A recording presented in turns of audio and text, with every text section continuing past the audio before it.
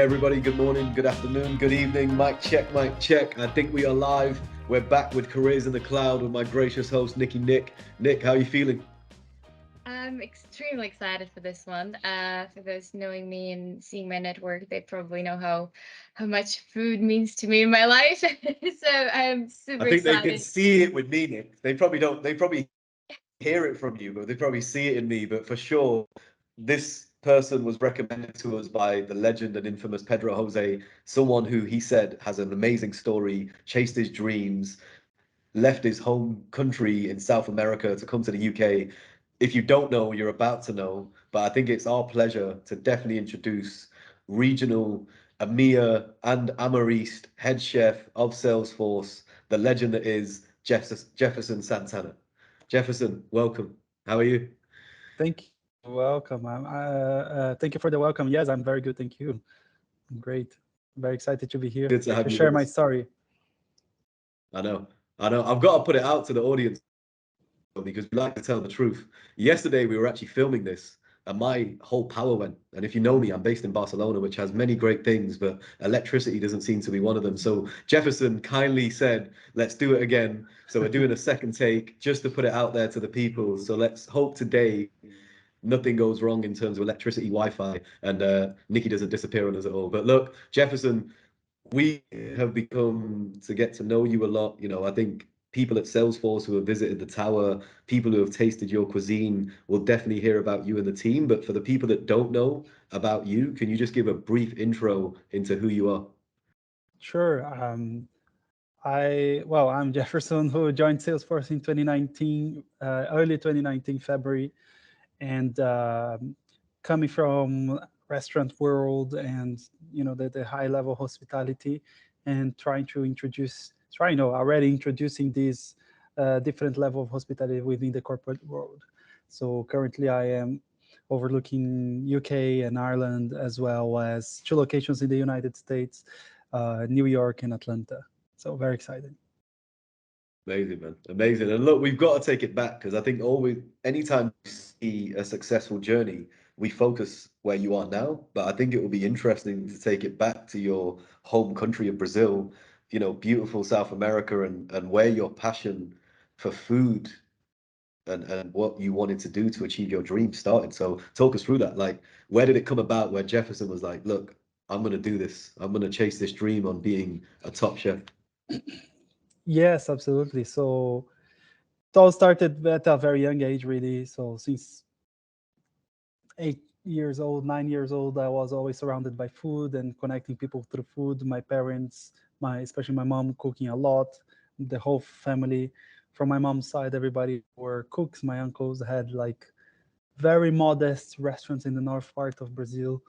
So that's kind of really inspired me to chase this as a profession. So yeah, just started playing at home at the age of, I don't know, 10, starting to make some little sweets at home, or something like this. And I realized that I really wanted that for my life. And because that it's true when people say, if you do what you love, you don't need to work anymore. And I think that really resonates to chefs out there, because we love so much what we do. And yeah, we just keep on going and keep on cooking. Aspiring, bro. That's really aspiring, man. Thanks for that, Jefferson. It's truly amazing. But talk us through, what was the time in your life like when you were actually moving from Brazil to the UK? Yeah, so that was obviously a big life decision. I was established in a really, at the time, well-known restaurant in São Paulo, and my now mentor, friend Fabio, he's actually the executive chef for Google in America, and he actually told me, Jefferson, you should go to London. Let's go to London. And then he brought me to London to just see the city, explore, and it was like an eye opener, life changing. And that was when I realized, like it's became really small for me, São Paulo, and I really wanted to explore and expand. So I came to England. It wasn't easy to adapt, weather, let's not talk Mm, about it. But short days in the winter and all of this.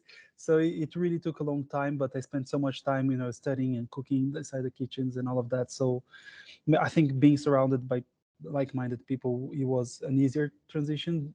But being away from the family and kind of isolated, that was one of the hardest moments that I had to overcome and really focus on why I was here for, which was develop as a professional, become a better individual, and I had to focus on my goals, the goal that I set years ago, and that's what I was here for. So I had to kind of shut all of that from my mind. yeah. I think you touched on important things apart from the weather, obviously, is the family, being apart from them, being probably one of the hardest thing in most people's life. But talk us through what were other struggles and challenges you've faced in your career so far. Sure. Plenty. I have time. Uh, He's like, where do I start? I'm a chef. The hours. exactly. I think to start with was the hours. I still remember very vividly when I decided to become a chef. My dad was like, "Are you sure there will be no bank holidays? There will be no weekends. There will be no festive period. There is simply no time." It's almost like being a doctor, right, or nurse, or being a key worker, or something like this. And I was just so certain about what I wanted that none of that matters really. And then and it's almost like a drug, and you start to get so into it, and from at the beginning it's great because you do 16, 18 hour shifts, and you're still pumping and going through it. But after a while, either I still remember going home once, and my family look at me like, "Are you sick?" Because I was super skinny, like not eating properly, pale, and all of this. So those are kind of invisible struggles, I think, because you don't realize you're so pumped up with the adrenaline of your daily job that you don't realize. But struggles in general were like, yes, the hours are really long, so you miss all the family events, or you miss all the festive periods. um, just being uh, in the industry is really well known for its hostility towards the employees. So let's put that way. Everybody kind of having a Gordon Ramsay shouting at you. So yeah, that's kind of like that, but times 10 worse, because everybody's really focused on the results and make sure that the customer is happy. There was a lot of ego. I think there's still a lot of ego out there from chefs and others, that it causes a lot of friction between the teams. So, you have to survive bullying, racism, and all the isms, and it's a tough place to be. Very wild, but I think This is changing now. Uh, I think the pandemic helped people realize how the hospitality industry is broken, and me nowadays working at Salesforce, especially realizing how important it is for you um, to look after your team. Yeah, I think you touched upon a lot of things that are happening in the world, Jefferson. And off camera, you said something that resonated with me. And I think a lot of people who are that age, you actually sold your PlayStation 1 at that time. We all know that PlayStation 1 was the game console that every kid wanted to have, to actually buy pots and pans so you could actually pursue your dreams. And I think that was something that resonated with me, because I think how many kids would have done that? How many kids or how many people would actually sell their most valuable belongings to actually pursue their dreams? The one thing that interests me is you've come from environments like you talked about where it is ruthless. It's long hours. It's tiring. You're literally working in London at one point where you're probably getting shouted at by a chef in English who's speaking in a Cockney accent, and it's just like, wow, like to take that mentally as a person, and mental health and everything else is hard. But what was the transition like to go to Salesforce and be in more corporate, dining, and go away from that Mm. restaurant type feel and work for one of the best employers right now in the world? Yes, it was a crazy transition because like when I think I started realizing that working with a lot of different types of personalities made me show what I didn't want to be, right? And I don't want my team to experience that too.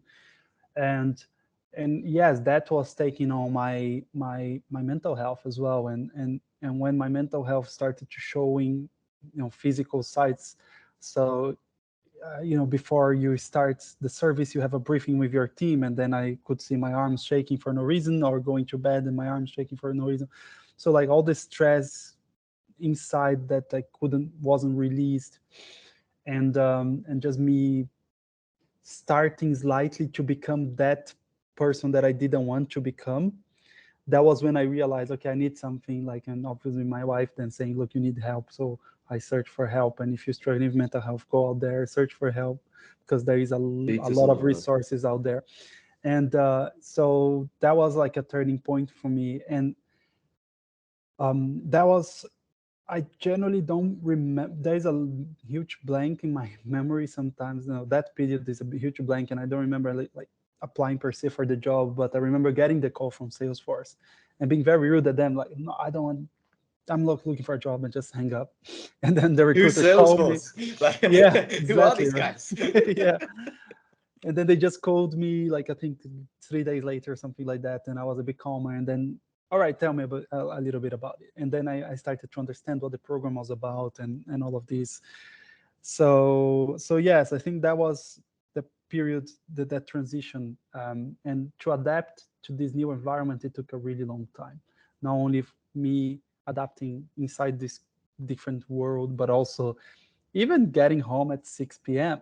Like, I never done that in my life before. You had a life. That's the thing. You actually had a life. Like Salesforce actually respects work-life balance, even if you're a head chef.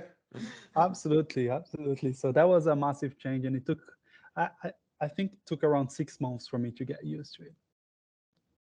Man, that's amazing. And you know what you touched upon, and I appreciate you being honest, because I think we're in a time, especially as men, where suicide rate is at the highest, mental health, working in jobs where you may be at a level of prestige, like you in your career, for the people that are going to see you after this, you were before working at Salesforce a head chef. You were working for some high level restaurants, but you touched upon something that we preach to candidates every day and people, which is mental health and happiness is more than just a paycheck. Yeah, And health is wealth, right? Health is literally wealth. But man, absolutely. look, working for Salesforce, obviously, a lot of people definitely want to know. The one thing that I want to know, and I think people want to know as well, is you work for Salesforce, right? And you're involved in so many things. Like you're involved in partners coming to the tower. You're involved in so many things in the background to accommodate to high level meetings. Even the CEO of Salesforce who was recently in the tower. Like, how is that? Like, how is it to be involved in all that thought process and be involved in working with these partners and all these big organizations? Do you ever get like a little bit nervous, or like are you cool? Like, do you hold your, or is it just easy for you now? I think coming from the hospitality background, it really actually helps, because you are so used to serve, celebrities and famous people and all of that. So you, at the end of the day, you realize that no matter who you're serving for, you should always keep your high standards. No matter if like interviewing me or Magic Johnson, you should keep your standards. So it's like, it's really that, doesn't really matter who you're serving, or doesn't really matter who interacting with, as long as you have your level of respect and equal, it doesn't really matter. So I think that really helped us, because we work in an open kitchen as well, right? So like you said, sometimes comes the CEO not only from Salesforce, but comes the CEOs from different companies, and you don't necessarily know that these folks are CEOs from I don't know, a massive company out there worth billions of dollars, right? And so it takes a lot of training for the team, to understand that we must keep our standards at all times the same, no matter who you're serving. But it's very exciting to actually impact the business, and be part of the business, and our peers seeing us as a tool that actually enables you to do something to do something further with your customers, right? So it's Sure. really exciting to be part of it. Sure. No, it sounds it. It sounds it. Even when we were speaking to Cedric, who's on your team, who I think the viewers might see soon, you guys are involved in so much, and I believe you're going to be at Dreamforce as well, Jefferson. So if you see Yeah. Jefferson, he's going to be at Dreamforce. I think he's the perfect person to go up to and ask about cuisine and food. Nick, talking about food, you being the foodie of our team at MA, she's always making us cupcakes. She's always going out to clients and candidates with all the food that she can offer. Let's talk food. Go for Yeah. it. I think, look, personally, I'm very curious about this question, but also I do believe the audience would be. What is your favorite dish or meal that you've ever cooked in your entire career? Oh wow. um, I think there are a few things that I could bring up. Like, I feel in the restaurant, I absolutely love cooking with fire. So that's something that I really love and something that I miss, because we are inside of a building, high security and all of this. So you can't really have open flames nowadays, but I love working with fire, and there's nothing better than getting a whole fish and just grilling over fire and getting that smoked flavor coming through. So that's one thing that I absolutely love. But I think most importantly, and that's something that I always love to remind people. Usually, your favorite meal is surrounded by people who you love. It's surrounded by that moment that it's that memorable experience that you're going to have. I don't know. It can be a wedding. It can be a dinner, a first date, or you can be something surrounded with your family on a Sunday afternoon. So these are the really crucial moments that sticks in your mind. Not only the plate of food, but the plate of food, your wine, your service, everything that is making that moment really, really special. I grew up in Brazil, so I'm a big meat. I used to be, I think, a big meat lover. um, I still love my meat. I just eat less but better quality. When you came to the UK and you realized actually meat maybe isn't meat. I could just I'm just picturing Jefferson walking down, like leaving London. He's had a late night and he goes past the kebab house and he's just like, maybe, no, I'll stay away. There's one thing that I Actually, think we wanted to touch on. Sorry, go for it, no, I man. was gonna. Talk us There was about that. your kebab experience. No, there was that scandal, right, about horse meat when I think it was a few years after when I arrived here. So that was a big scandal. That was kind of scary, even though very common. I mean, you are in Dude, meat. Barcelona there, and very common people eat horses in Spain. So horse meat is very common. True, it's true, man. I'm like you though. I think the older I'm getting, coming from an Indian heritage background where meat was quite prominent, but also vegetarianism, right? Like, it was Hindus. Like my mum was like, you've got to eat veg. But the one thing I loved about cuisine is how amazing you can make vegetables taste. Like, especially in Indian cuisine, like you can make them taste not like vegetables. But the one thing that I think we definitely want to ask you as well is for you now, given your role, everything you're doing, if there's someone that's looking at getting into cuisine, getting into everything that you've just talked about, is there any pieces of advice that you would give them in following in the footsteps that you have and achieving all the things that you've achieved in your life? Yeah, absolutely. I feel, be persistent. Things, it feels like yesterday that I started cooking, and it's more than 15 years now. And some people, I think there is a generation that there is this new generation very impatient. So don't skip the steps, because the faster you go up, the faster you go down. So just build your a solid foundation on your skills. Learn the basics. Without the basics, without learning how to make soup, and you don't know how to make verifications. So get the basics right, and then you explore the rest. I think that's my main piece of advice. Don't jump steps. Like, it's like the army. You need to go step by step to so once you get there, you can really gather all your life experiences, your knowledge, and pass along. So that would be my piece of advice. Great advice, man. It's great advice, Jefferson. Look, man, look. you've got so many things on your plate, literally. If you're at Dreamforce, definitely get him. I'm definitely gonna come to London with Niki, and man, I've got to see you with the fire, and hopefully you don't burn down Salesforce Tower. That would be a new story. I think we should get you on the podcast when that happens. But mate, honestly, bro, look, just listening to you and your honesty and your vulnerability and about all your experiences, like man, what you've done from leaving your home country to pursuing your dreams, to all the ups, the downs, the mental struggles, the physical struggles, to actually be in a place now where you look happy and you seem like you're in a good place, makes me realize that you've got your head screwed on in the right way, and Salesforce looks like it's treating you well. So look, Yeah. amazing to And have you, Jefferson. And uh, I think if anyone's watching, definitely probably connect with Jefferson after this. You'll probably have a lot more fans. You already have a few.